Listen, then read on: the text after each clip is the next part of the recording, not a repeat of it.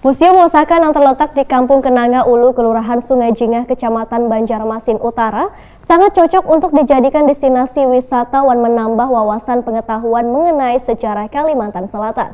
Museum yang berada di tepi Sungai Martapura ini banyak menyimpan pusaka wan perjuangan orang bahari di Banua.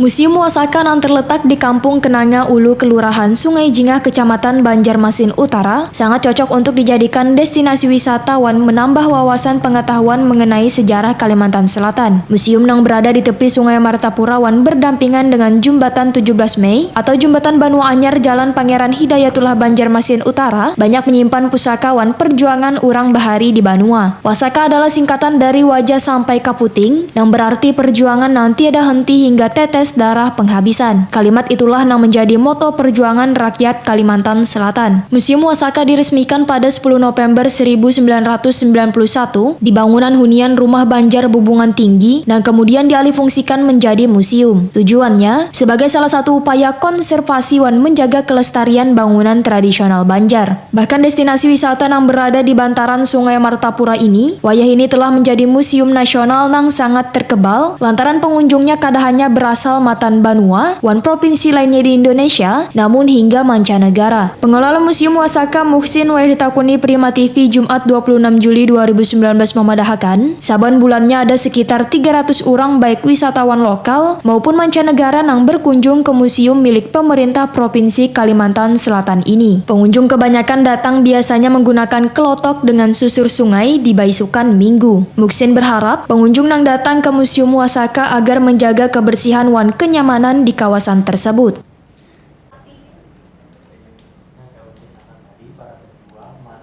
Jadi museum ini mulai tanggal 10 sampai sekarang tuh ya banyak pengunjung dari luar Kalimantan, sudahnya di luar negeri gitu. Nah, mancanegara sudah ya, dulu rumah ini sebelum dijadikan museum ini rumah pribadi. Gitu.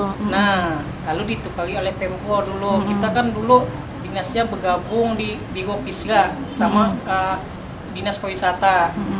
Nah, lalu tahun 2005 rasanya bergabung di Disbudpar. Nah, Dinas Pemuda dan Olahraga, Kebudayaan dan Pariwisata.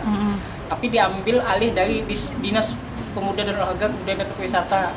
Lalu 2007 museum ini pindah ke bidang kebudayaan. Sampai saat ini Pak lah. Ya, sampai saat ini.